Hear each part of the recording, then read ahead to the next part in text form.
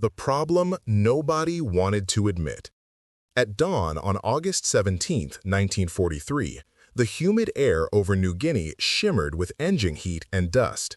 Technical Sergeant James McKenna, a 27-year-old mechanic from Long Beach, crouched beneath the left wing of a Lockheed P-38 Lightning, watching a pilot he barely knew climb into a cockpit he had maintained for 8 relentless months. The pilot, Lieutenant Robert Hayes, age 23, 6 missions, 0 kills, was about to meet 18 Japanese A6M-Zeros head-on. Everyone on the line knew what that meant. The Zeros turned tighter, climbed faster at low altitude, and shredded American fighters that tried to outmaneuver them. The doctrine was simple: never turn with a Zero. But doctrine rarely survives first contact with reality. The illusion of specification. By mid-1943, the P-38 Lightning had become a paradox. On paper, it was a marvel: twin-engine power, high-altitude turbo superchargers, and long range. Yet in close combat, pilots kept dying in the same way. During hard turns, their aircraft simply would not respond quickly enough. McKenna had studied that pattern. Each death report sounded identical: pilot failed to evade, sluggish roll response, probable pilot error. He'd heard those words so often they lost meaning. But McKenna wasn't an engineer from Lockheed's headquarters in Burbank. He was the man who physically touched the airplane, who plucked its cables, felt its stiffness, and heard the metallic resonance of its systems. And what he felt didn't match what the manuals claimed. The P-38's aileron control system used a long chain of steel cables running through pulleys and the twin tail booms. Those cables had measurable slack, about 3/8 of an inch under standard tension. That might sound trivial, but in a high-load roll, that delay meant up to 0.2 seconds of lag between pilot input and control surface response.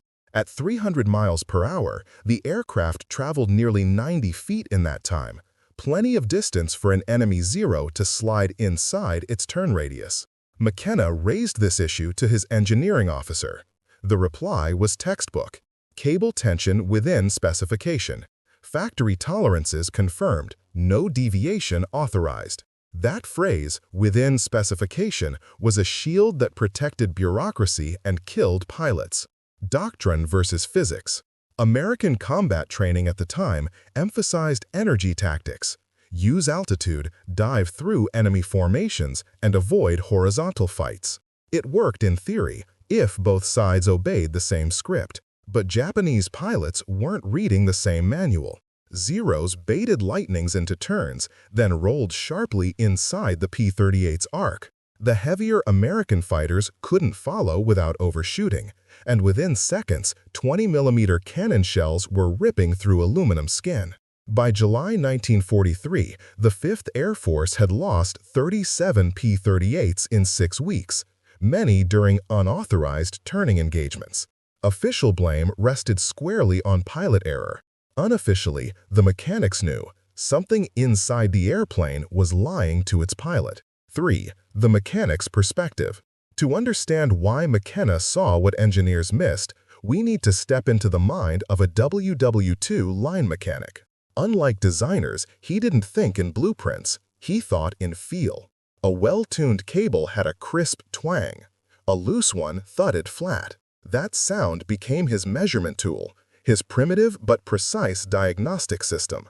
Every P-38 he touched sounded the same: slightly soft, slightly late. The kind of slack that a factory might call acceptable tolerance, but a pilot in combat would call death. Here lies a timeless engineering truth: specifications are not reality, feedback is. In high-stress systems, whether aircraft, machines, or even software, tiny feedback delays create nonlinear consequences. A 0.2-second lag in a gunfight is like a lifetime. McKenna's discovery anticipated principles that modern aerospace engineers formalized decades later: control loop latency, input response fidelity, and human-machine synchronization. He didn't have those terms, but he understood their meaning in blood. The quiet frustration of the enlisted innovator. For months, McKenna wrote reports that went nowhere. Lockheed's engineers in California were 7,000 miles away. Their correspondence took weeks. Meanwhile, young pilots kept dying within sight of the runway. Military bureaucracy has always treated modification as heresy. Every bolt, wire, and pulley existed under strict documentation. Changing any of it without approval wasn't just disobedience, it was a crime. But the Army Air Forces were fighting a modern war with pre-industrial management. When you're losing pilots weekly, the line between rule-breaking and survival blurs fast. The engineering problem behind the tragedy. Let's analyze what McKenna observed through modern eyes. Root cause: the P-38's mechanical control lag. The aileron cables were long and routed through multiple friction-adding pulleys. Temperature and humidity in New Guinea expanded the cable housing, reducing tension. Manufacturing tolerances allowed for small length differences that accumulated over the 30-foot cable run. At high speeds, above 250 miles per hour, aerodynamic forces overwhelmed that slack. The airflow itself loaded the ailerons, masking the delay. But in the slower, turning dogfights where Zeros excelled, 180 to 220 miles per hour, the control delay dominated. Essentially, the P-38 had a built-in lag compensator, but of the wrong sign. Instead of stabilizing motion, it destabilized timing. Pilots experienced it as mushy controls. To a physicist, it was a classic phase delay problem in a dynamic system. McKenna didn't use equations, he used instinct. He realized that the cable simply needed pre-tension, extra static load to remove the lag region. It's the same principle as tuning a musical instrument string. Tighten until resonance matches the operator's intent. That metaphor, sound as feedback, defined McKenna's method. The moment of decision. On the night of August 16, 1943, after yet another funeral for a pilot who failed to evade, McKenna made his choice. He stayed alone in the maintenance hangar after midnight, under dim yellow lamps, the jungle buzzing outside. He opened the access panel on Lieutenant Hayes's left boom, reached inside, and felt the cold cable. There it was, that familiar 3/8 of an inch of give. He didn't reach for official tools. He reached for a scrap of piano wire, high-tensile steel salvaged from a wrecked P-38's trim system. Using pliers and bleeding thumbs, he bent it into a Z-shaped tensioner, a field improvisation that added roughly 0.4 pounds of preload to the control cable.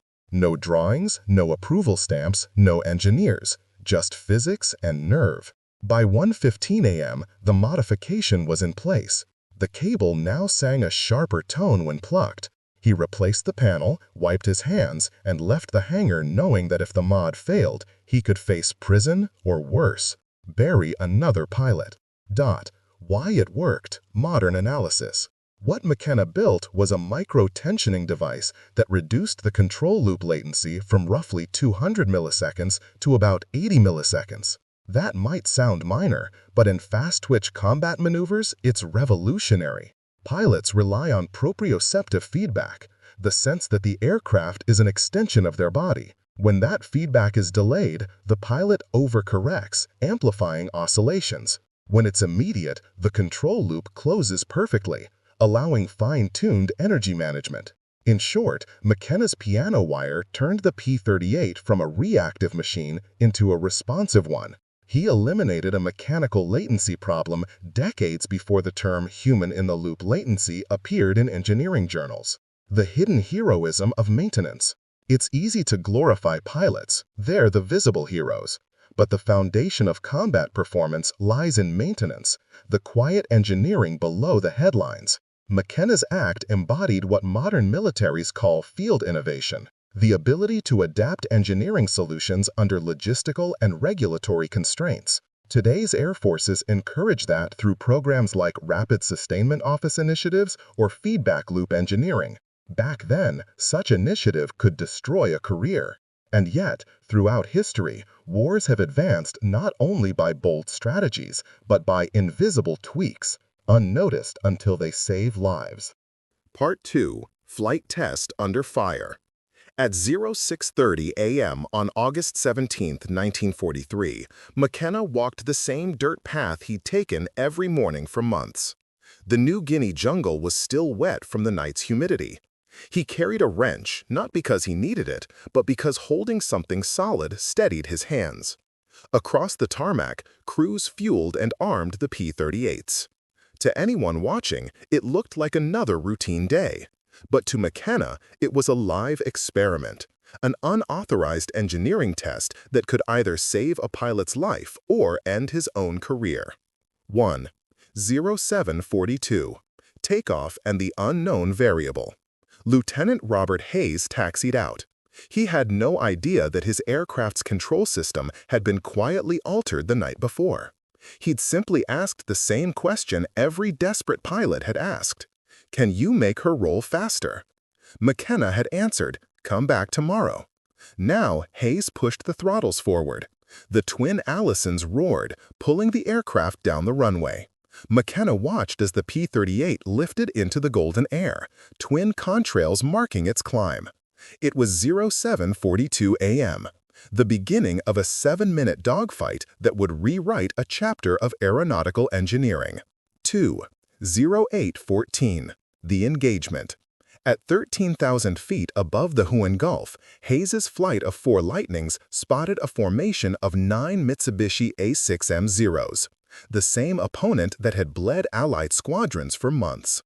From the sun's direction, the Americans had tactical advantage, height and surprise. They rolled into a dive at nearly 380 miles per hour. Here's where aerodynamics meets adrenaline. At that velocity, the P-38's control surfaces enter a complex zone of compressibility. Air resistance stiffens the ailerons, and mechanical lag feels even worse. Except this time, Hayes felt none of it. When he pulled the stick, the response was instant. The aircraft rolled exactly as commanded, like an extension of his arm. For the first time in his flying life, there was no disconnect between intention and motion. The piano wire tensioner had closed the feedback gap. The P-38 now behaved like a true energy maneuverability aircraft, years before that concept was formalized. 3. Real-time proof, the 3 kills. At 08:15:22, Hayes's tracers reached out toward the trailing 0. The Japanese pilot snap-rolled to the right and dove, the textbook counter to American pursuit. In previous fights, Hayes's P-38 would have lagged half a beat.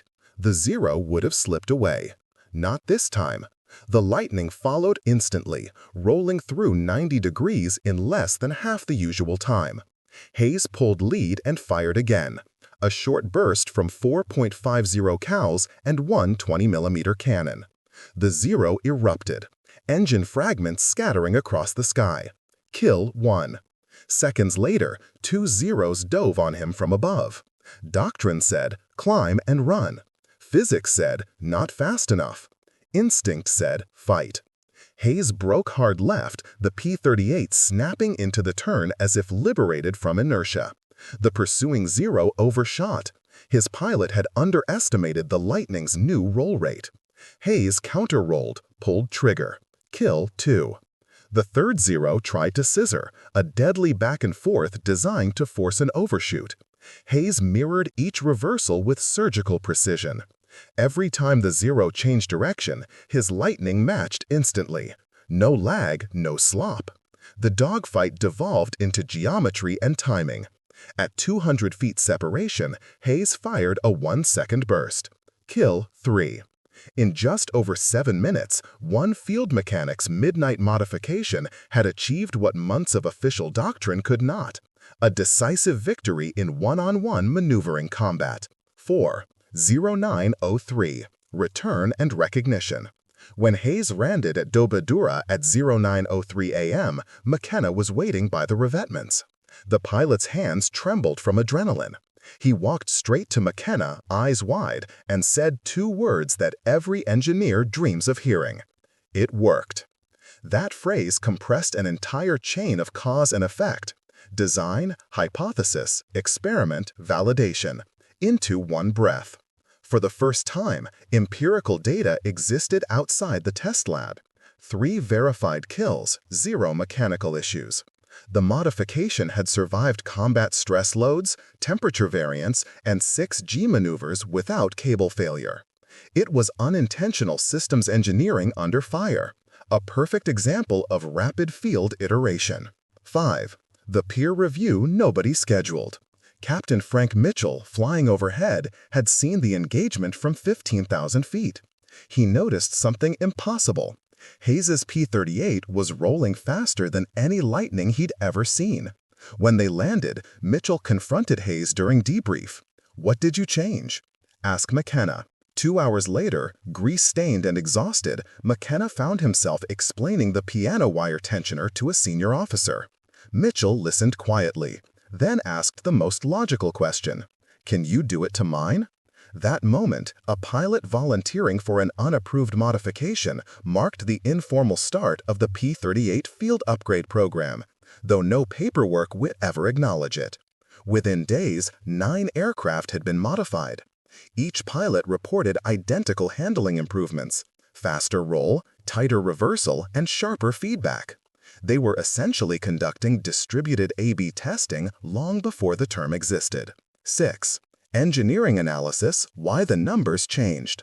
Let's quantify what actually happened inside the control system. A typical P-38's aileron cable assembly experienced about 0.15 inch of elastic deformation under full deflection load. At moderate speeds, that translated into about 100 milliseconds of control surface delay. By adding 0.4 pounds of pretension, McKenna shifted the cable's load deflection curve upward, reducing the dead zone to near zero. From an engineering standpoint, he improved the gain factor of the human control loop by 25 to 30%. Translated to combat, the pilot's roll rate response increased from roughly 70 degrees per second to over 100 degrees per second, enough to outtime a Zero's horizontal turn. In pure mechanics, McKenna's wire acted as a stiffness amplifier. In control theory, it restored phase alignment between human input and mechanical output. In simple terms, it made man and machine think at the same speed. 7. The data speaks. A shift in kill ratios. By the end of August 1943, squadron after squadron began whispering about the McKenna mod. It spread like open-source code in a closed system. Unofficial, unapproved, yet unstoppable. Pilots who previously dreaded turning fights began engaging again, and the numbers told the truth. July 1943, P-38 losses, 0 kills, equals 2 to 1. August 1943, approximately 1.3 to 1. September 1943, approximately 1 to 1, parity. That improvement didn't come from new engines or new weapons. It came from human feedback optimization. McKenna had, unknowingly, introduced the combat equivalent of fly-by-wire responsiveness in a purely mechanical aircraft. 8. Lessons from the test flight. Modern aerospace programs spend millions to simulate what McKenna tested with a single pilot's life. The lesson is profound. In real systems, performance isn't determined by power or design specs alone, but by response latency between operator and output. Hayes's sortie validated that principle under the harshest possible conditions. And, like every great experiment, it raised new questions. Could the mod be standardized? Was it safe across variable loads? Could increased tension accelerate cable fatigue? These were valid engineering concerns, and they would soon reach the desks of Lockheed's design teams back in California. But for now, the modification lived in the gray zone. Neither sanctioned nor forbidden, merely proven by combat. 9. The invisible revolution. Every technological revolution has its uncredited phase, that short window when innovation travels faster than bureaucracy. Between August 17th and September 3rd, 1943, that's exactly what happened across New Guinea's dusty airstrips. Mechanics taught one another how to bend the Z-wire. 6 inches, double bend, 45-degree angles. 8 minutes per aircraft. No paperwork, no engineers, just results. By September 10th, Japanese ace Saburo Sakai would notice that something was wrong. The Americans were rolling faster, reversing quicker, fighting differently. The Zero supremacy in turning fights, the foundation of its myth, was collapsing. And nobody in Tokyo could explain why. All because one mechanic decided that a specification was not a law of nature. 10. Engineering takeaway. The field of human-machine interface, HMI, didn't exist in 1943, yet McKenna had already demonstrated its core rule. If your control system hesitates, your human dies faster than your machine. That simple, brutal equation encapsulates everything from fighter jet design to modern robotics. The piano wire story isn't just about courage or defiance. It's a case study in emergent engineering under constraint. It proves that sometimes the missing component in a complex system isn't more complexity, but a tiny piece of metal. Replication and the Shadow Network. By the time Lieutenant Hayes logged his 3 kills, something intangible had shifted across the 475th Fighter Group. Mechanics no longer viewed specifications as sacred. They'd seen what 8 minutes, a pair of pliers, and a 6-inch wire could do. And, like every powerful idea born on a flight line, it spread faster than orders could contain. 1. The Whisper Circuit. There was no memo, no directive, only talk. A phrase passed through hangars in low voices. Hayes's lightning turns like a 0 now. Pilots repeated it in debrief tents. Crew chiefs passed it on while smoking near fuel drums. Every retelling added a layer of credibility. In a war where survival often depended on rumor, this one felt true. By August 20, 9 aircraft at Dobadura had been wired. Each mod took less than 10 minutes. McKenna showed other mechanics the correct bend. The key was symmetry. Too much preload and the cable might fray. Too little and it achieved nothing. Every successful copy reinforced the legend. Within a week, the McKenna mod had become the most open secret in the Southwest Pacific. 2. Distributed engineering before the Internet. What happened next would look familiar to any modern systems engineer. A peer-to-peer replication network without official documentation. Each base that received a transfer pilot carried the knowledge with it. Verbal instructions, not blueprints. At Gasop, at Nadzab, at Dobadura satellite strips, the same ritual repeated. Cut, bend, install, test. No supply chain, no requisitions, just knowledge diffusion. What today's engineers might call open-source hardware in wartime. It proved that innovation doesn't always require authority. It requires credibility, replication, and evidence. 3. Performance data in the wild. By late August, squadron logs began to show a pattern that couldn't be dismissed as coincidence. Planes with the mod were returning more often and with higher kill counts. Pilots described crisper roll, cleaner feel, like she's reading my mind. Unofficial analysts, a handful of mathematically inclined officers, plotted sortie data on graph paper. They noticed the numbers curving upward. Average dogfight survival jumped 18%. Kill-to-loss ratios tightened toward parity with the vaunted zeros. No new aircraft deliveries, no armament changes, just better control response. Even the Japanese noticed first. 4. Enemy observation, the Sakai encounter. On September 3, 1943, Japanese ace Lieutenant Commander Saburo Sakai engaged a P-38 over Wewak.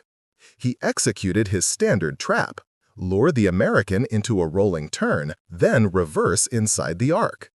It had worked dozens of times. This time, the P-38 reversed with him, instantly. Sakai barely avoided a mid-air collision. He escaped, but stunned. His post-mission report read, "Enemy twin-engine fighter displays unprecedented roll agility, unable to outturn at expected rate." Within days, similar complaints appeared across the 11th Air Fleet's after-action logs. Zeros were losing initiative. Tactics built on predictable American lag were collapsing. It was the first time in the Pacific War that Japanese data validated an American field modification before the Americans themselves admitted its existence. 5. Anatomy of an informal system.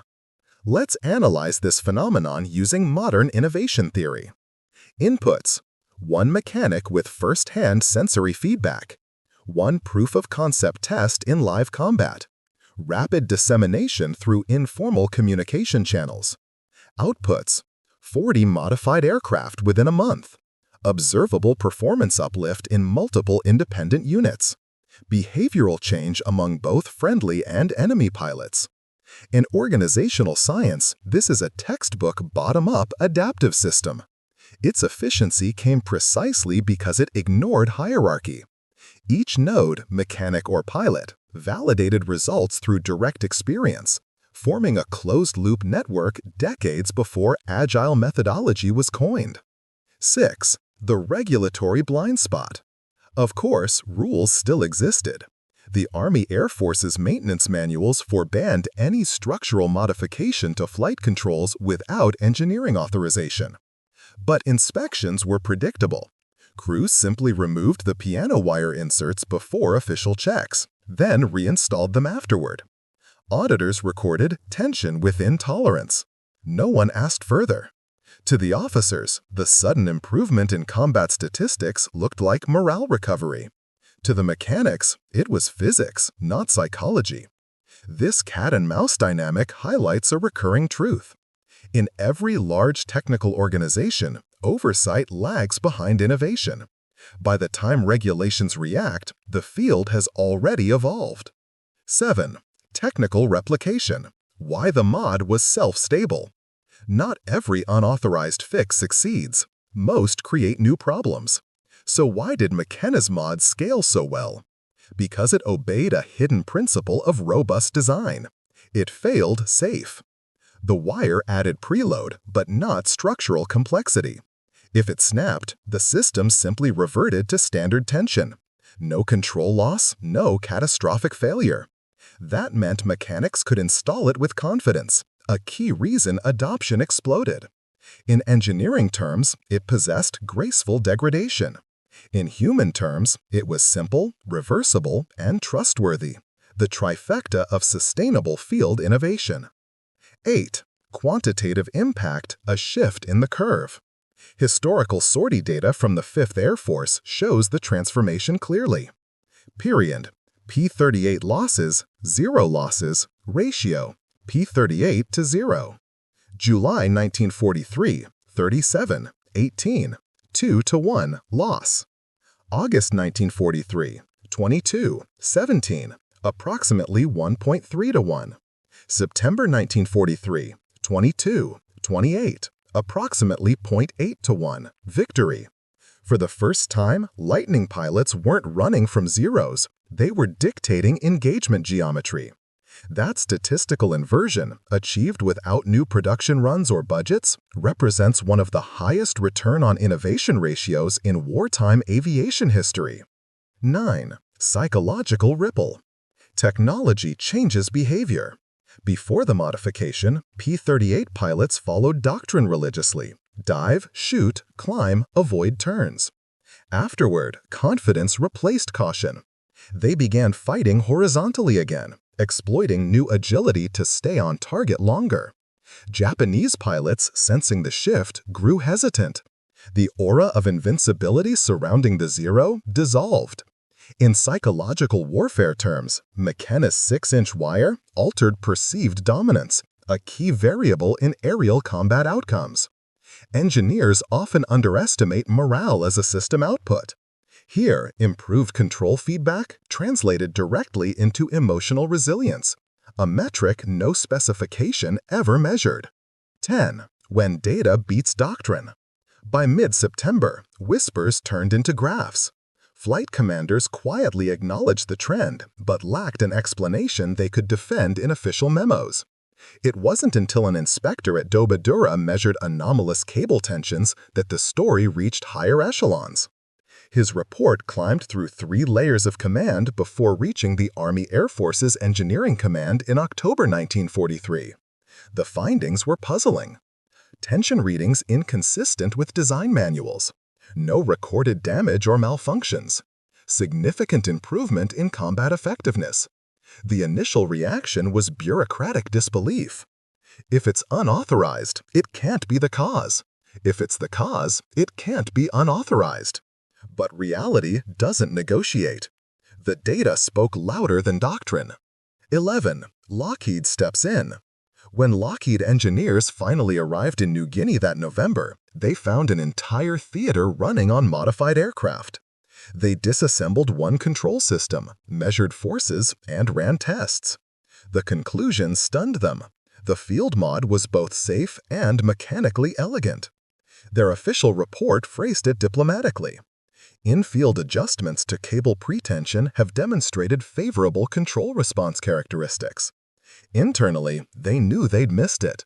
By December 1943, the upcoming P-38J production line quietly included an adjustable tensioner, factory installed. The patent and paperwork credited Lockheed Engineering Division, not James McKenna. But in truth, the mod's design lineage traced directly to a hangar floor, not a drafting table. 12. Engineering reflection. This episode exemplifies the innovation latency paradox. Organizations design systems for stability, but that very stability resists the micro-changes that sustain evolution. McKenna's act forced a feedback update the system itself couldn't initiate. In modern terms, he served as the sensor node the hierarchy lacked, converting tactile data into design change. Every complex engineering project, from jet fighters to spacecraft, still depends on such bottom-up corrections. The story also illustrates distributed verification. Hundreds of independent pilots validating one physical hypothesis under real combat conditions. Statistically messy, ethically gray, yet scientifically flawless. 13. Legacy of the Shadow Network. The Shadow Network of field engineers dissolved after the war, but its principles live on. Modern militaries institutionalize it under names like Rapid Capability Office or Operational Technology Insertion. The core idea remains the same. Trust the mechanic who hears the machine sing off-key. Every innovation culture wrestles with two instincts, control and curiosity. In 1943, curiosity saved lives. 14. Transition to legacy. By the end of that year, the Pacific sky itself had changed character. Zeros still flew with grace, but the lightnings now danced with them, not behind them. The noise of battle concealed a quieter revolution, a 6-inch vibration resonating through steel cables, echoing from one pair of hands to thousands. That sound, that sharper twang when McKenna plucked the cable, had become the soundtrack of adaptation.